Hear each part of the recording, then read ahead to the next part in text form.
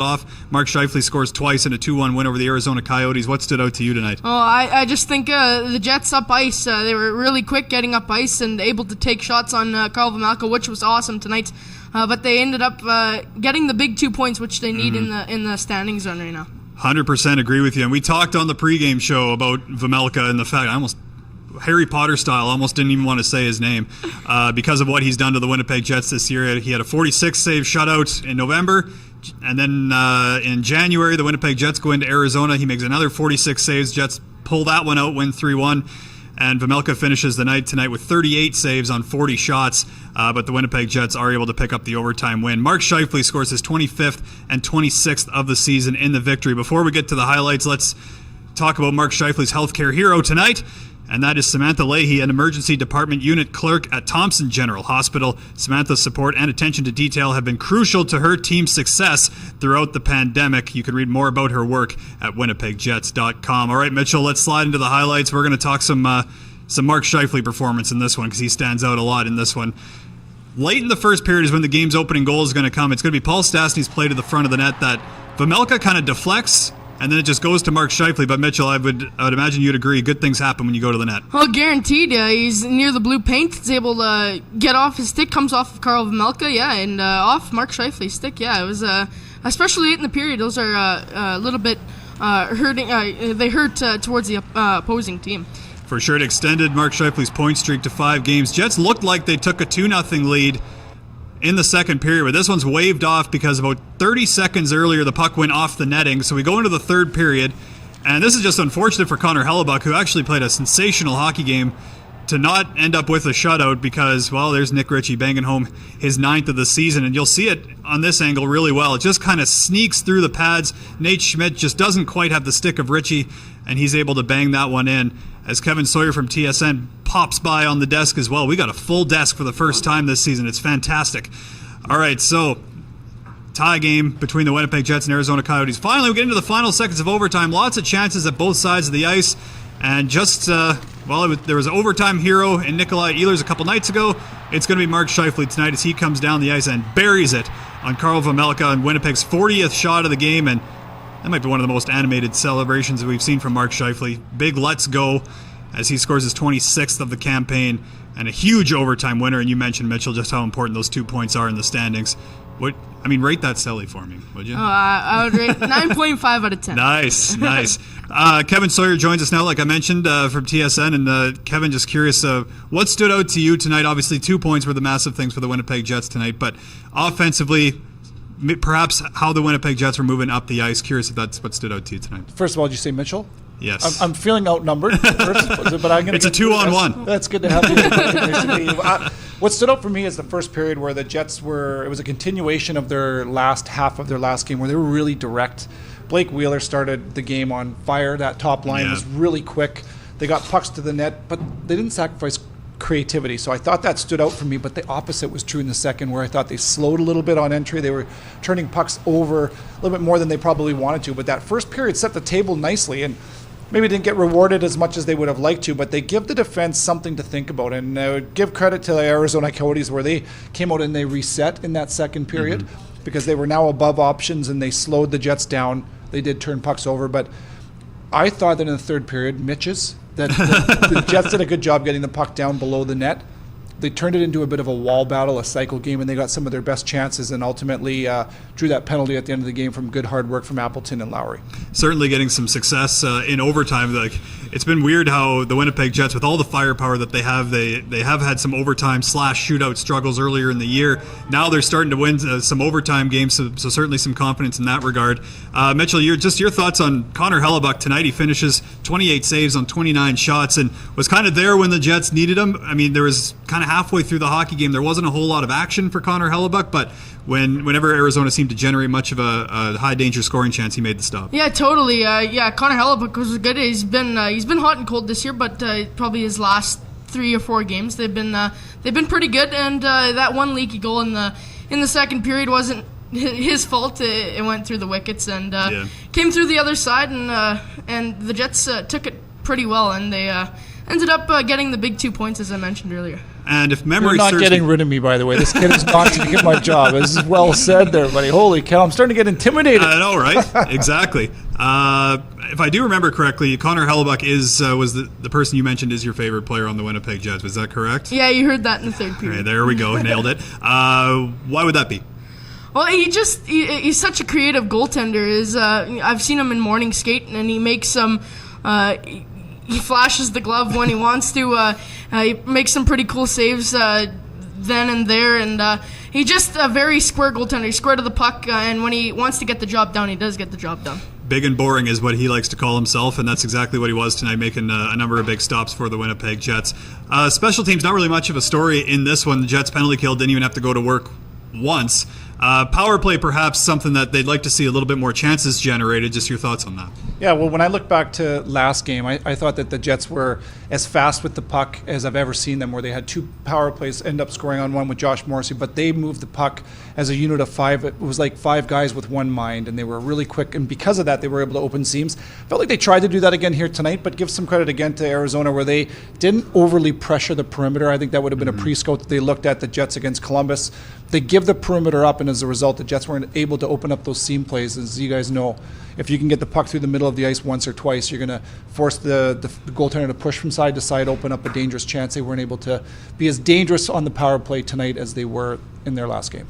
A massive win for the Winnipeg Jets as they pick up their 3rd win out of the 4-game homestand. The only blemish, of course, coming to the Ottawa Senators a few nights ago. Nikolai Ehlers, in terms of stats tonight, leads the Winnipeg Jets in shots on goal with 8. It always seems it's either him or Kyle Connor leading the way in that category. But I thought Nikolai Ehlers was pretty much dangerous anytime he touched the puck tonight. Yeah, he was, and his shot's pretty amazing, as I mentioned in the pregame.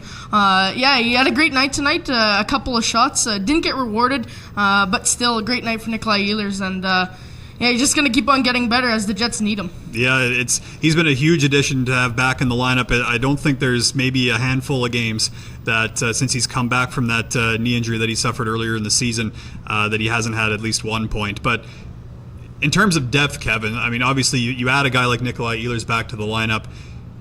It just seemed to reset a number of the Winnipeg Jets lines, gave interim head coach Dave Lowry a number of options, and he's been able to maneuver his top 6 around a little bit with Nikolai Ehlers back.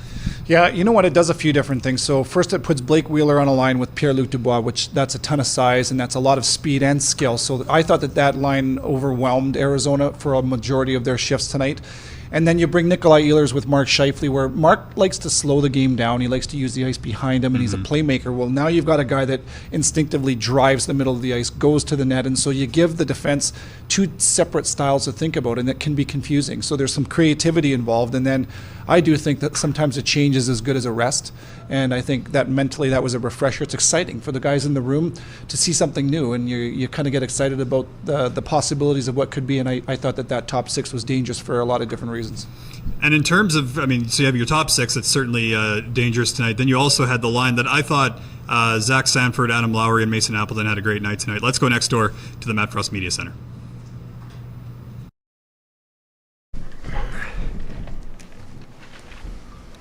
Like, what did you see leading up to the goal? Just had to win a battle along the boards, or what did you see? I just was desperately trying to get out of the zone. I mean, I was cooked there at the end, and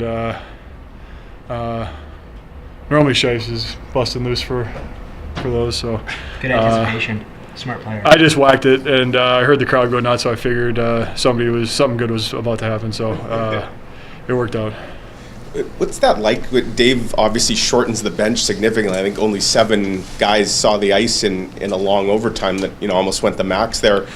So I think that was your 3rd shift.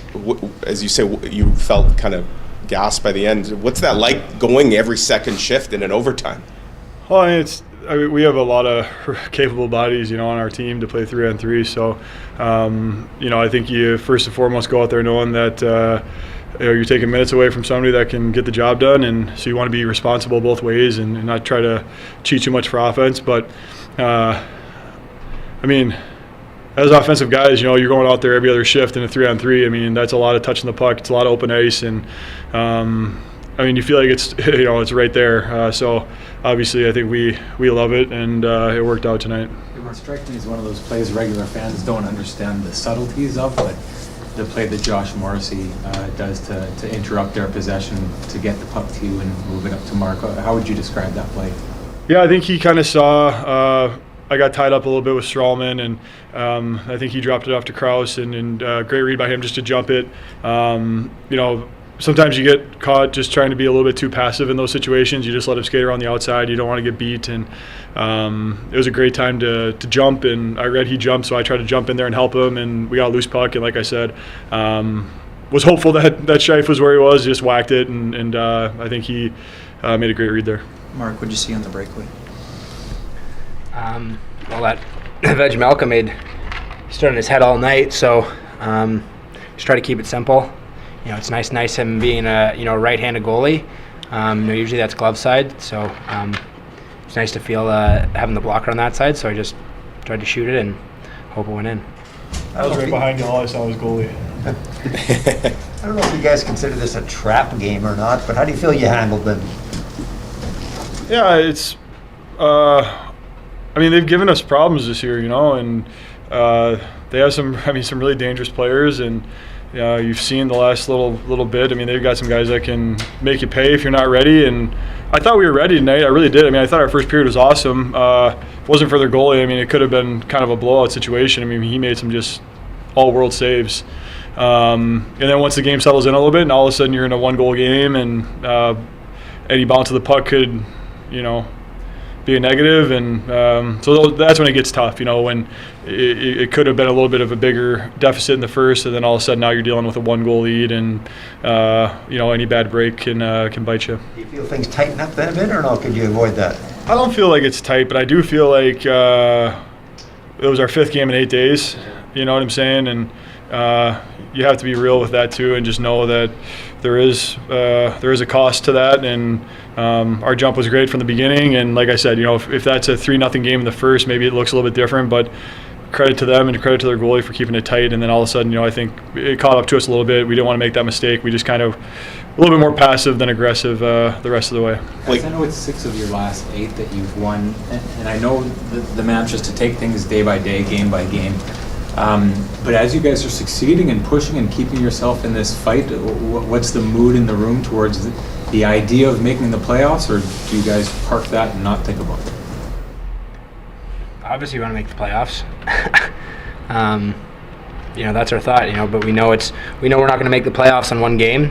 But all you can do is take each game in stride, play your best, leave it all on the ice, and control what you can control, and that's all we can do. Like, we've seen goals come back a few times lately against your team, but the one that comes back in the second, I think it was 22 seconds had passed.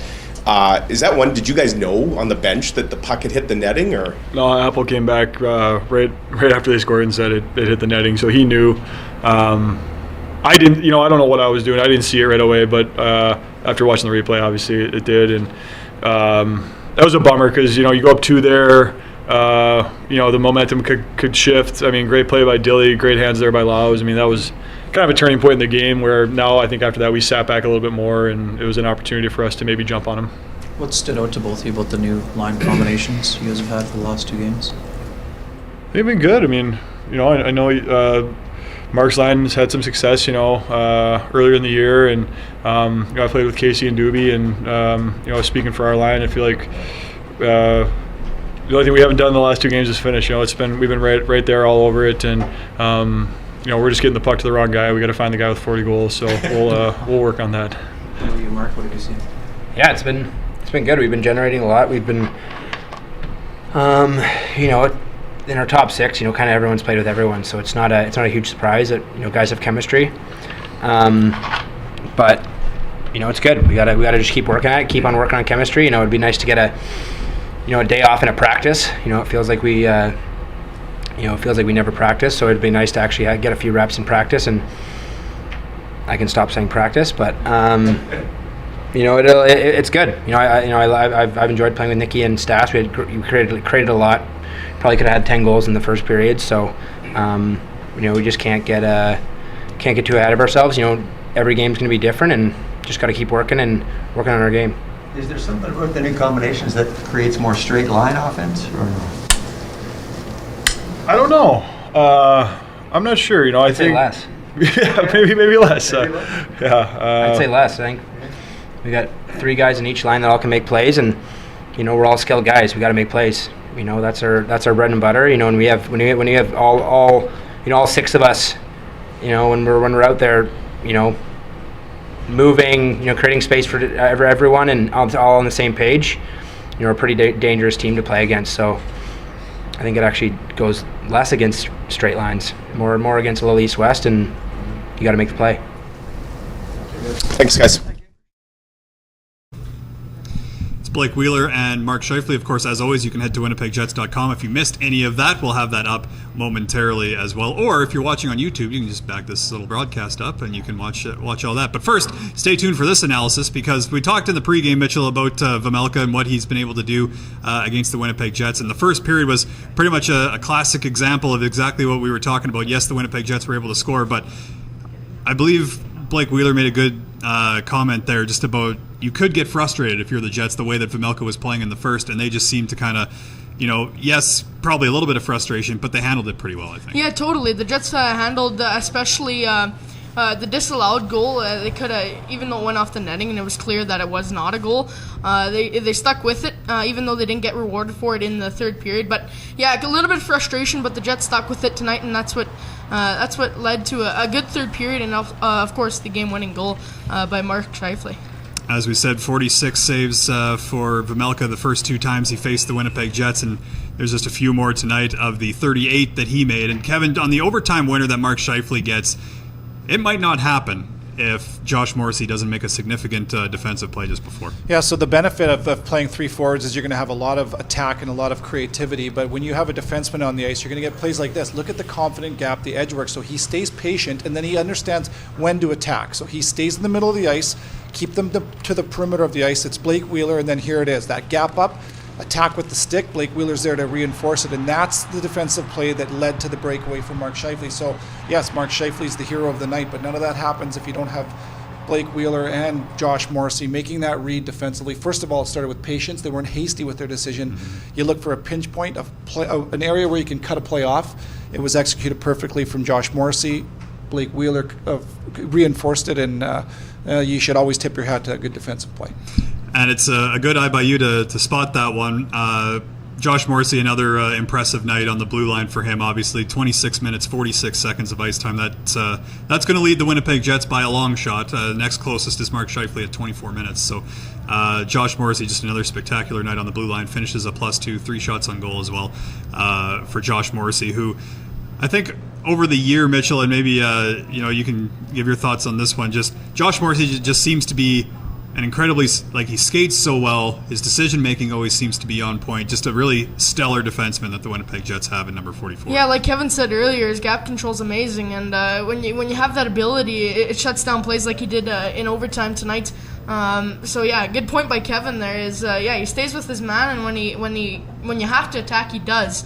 And it's such a good point that you made there. How many years has this guy been doing this? I was going to say, Kevin, you can slide. Only two. I was going to say, Kevin, you could slide that $20 underneath the clear desk for saying you made a good point. You do not need me here anymore. At least it's impressive, but yeah, it's a great point. And then Kevin, for you, I mean, in terms of Connor Hellebuck tonight, obviously, maybe perhaps not as busy, but he's always talked about being a goaltender that likes to get some action. He doesn't mind, a night where he has 40 shots. Through 2 periods, he did not have that tonight. But he had to be sharp when he was called on. I kind of asked Mitchell a little bit about this earlier, but just your thoughts on how he was able to perform tonight, especially, they hit the post in overtime, but I'll get your thoughts on that after we go to the Matt Frost Media Center. Only 7 different players see the ice. That I was counting too. They said there'd be no math in sports. Higher than 10. I guess from your perspective, what's the calculated risk of going so short? Because I think those guys are all on their 3rd shift of overtime. And I guess how do you balance that risk versus freshness versus having your top offensive guys out there? We found a way to win a hockey game. And when you're running 3 forwards, I liked that look. And then I've got a couple other guys that we can use, But I like the fact that we had some great looks with the 6 guys, and I rolled P in for one spot. I you know what, I like the look. So that's 3 straight overtime wins this month. How much of that, I know they didn't score the winner tonight, your 3 forwards that you had together, but how much of the success would you attribute to making that switch to now having an all-forward unit? Well, I think what you have to do is you have to keep in mind that we didn't have the bench to run 3 forwards. You know, Nicky was out, and Nicky was part of the three forward rotation. When he came back in and overtime presented itself, that's when we went to it. So it was the timing where we got players back into the lineup. Dave, what stood out to you about, you split up Mark and Blake, and you've had success with it. What stood out about how those guys have handled playing on other lines the last couple of games here? We like the makeup. We like the opportunity. And if you just rewind it, Scheif, Stas, Nicky, they've played together. They've had success. So I like that. What I was trying to do is I'm trying to find somebody that can play and complement Doobie and Casey, and Wheels does a really good job there. He does some of the work. He gets into the battles. He gets in and around the net, and he's a finisher as well. So I like the balance that both those lines have. Does being on those different lines the way they are, does it change the way those two play their game? I don't think so. I think that Wheels comes every night and he plays hard, and he gives you everything that he has. Mark continues to play a skilled game, but I like Stas with Mark and Nicky because he's extremely responsible. He makes very good decisions, and he's in the right place, and he can finish plays. I think of Mark's goal tonight, and then Tonanau's the other night, and then a tip by Mark a couple of games ago. And I think what I'm seeing is the kind of offense that you originally wanted generated by trying to get your guys go to the net. Is that what we're seeing? We want to generate our offense by, number one, using the net as a starting point. Number two is we want to play and we want to get inside the dots. You can look really good, you can have the puck all night long and play on the outside, but you're probably not going to score. We've done a good job of getting it from the goal line to the top to the inside with guys arriving at the net and guys arriving through the mid zone and creating chances and getting rewarded for it. Dave, you've seen Carl Vomulka 3 times now. Are you happy that you're not going to see him a 4th time this year? And this guy's played hard. And I don't know what it is in Winnipeg, but he's played outstanding here. I know that we lost the first game that we faced him 1-0. We had 46 shots, and he played outstanding. And tonight was another game where he played outstanding. And we're grateful that we're not going to see him. What did you see from Billy's game, Dave? Simple, used his feet, made a great first. He made the great first pass.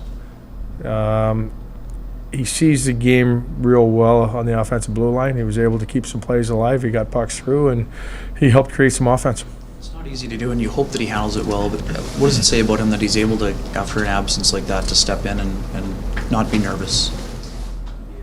He was nervous the first time he came back into our lineup 3 months ago. He's been through it. He understands that when he goes in, he's just going to have to play his game. He's going to have to be himself. And I really thought he equated himself very well tonight. Dave, why not go back to Adam on that second power play? You've got Sanford in that spot. I believe before he went out, Adam was there. Why not put Adam back? That's just not, that was just, Sandy's a pretty good net front guy too as well. And that's going to be, when we talk about opportunity, we talk about balancing the shift length. We try and balance the minutes, try and spread it out. Adam and Sandy, they'll fight for that spot. And at some point, the rotation might change. I know Chevy is trying to create a heavy third line, but by what he picked up at the draft, where do you think that line is in that regard? Well, I think that they're learning. I know that Adam and Apple have chemistry. They've played together before. Sandy, they're just understanding where each other is going to be. I thought that they had some good shifts in the offensive zone. I thought that they protected the puck, and I thought that if it doesn't hit the netting in the back, they had a real nice goal. Dave, just sort of big picture one, but you played, just come off here 5-8. You won 4 of them. Obviously, trade deadline mix in there as well. You know, Andrew shipped out. Like, just how would you describe this last 8-day stretch for your team, and now to get a couple days to kind of reset before a back-to-back? Extremely busy, and it's taxing, and we've talked about it. You know, when the coaches are tired, you can just imagine how the players are, and the stress and the build-up of the back-to-back games and the volume of games. Obviously, the next couple of days are going to be really good for us to reset, recharge, and get ready for 2 really important games on the road. Dave, just going back to the coach's challenge, would Matt buzz down to you? Would you have known that hit the netting, or did you see it in live time, or what's the communication like on a play like that? Well, we had a really good idea that it did hit the netting, and give them credit that they were on top of it. And it was their players really that knew that it had gone out of play. We wanted the linesman to drop the puck as quick as possible. Is there a statute of limitations on that, Chun? Like, had the puck cleared the zone like an offside, does that negate it, or it doesn't matter if they score at any time or you score at any time, it's coming back? It's just on the play that's in zone. So if it's a direct result of the play in zone. Perfect. Thanks. It's Jets interim head coach Dave Lowry. Just a couple thoughts from you guys to finish up. And Kevin, I was talking about Connor Hellebuck before, how he likes to be busy, and maybe wasn't through the first couple of periods. Had the one get by him that a little bit more of a bad break than anything.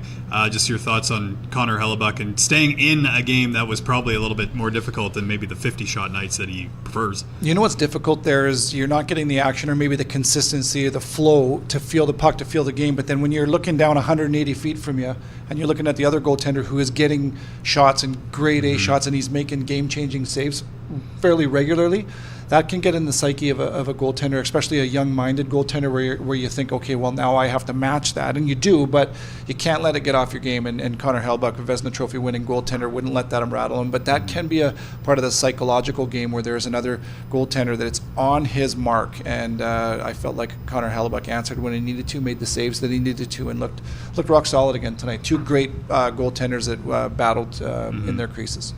And final one to you, Mitchell. Last question is, what's going to stand out to you about the entire experience of today? Well, I think sitting with Kevin, outnumbered, of course. Oh, okay. I thought you were saying, sitting with him as the highlight. I'm like, I've been sitting here all day, Outnumbered. No, it's been a great experience, especially tonight, overtime, with 14 seconds left. I don't think it can get much better than that. But this is just been an awesome experience, and for sure something I hope to do in the future. Well, you're 1-0 in the building when you're doing JetsTV for the Winnipeg Jets record. And a great job. Awesome job. Spectacular job. So we're going to put that stat in the game notes, and we're going to wrap up the JetsTV Live postgame show presented by Budweiser. For Kevin Sawyer, Mitchell Rawlik, I'm Mitchell Clinton. We'll talk to you soon.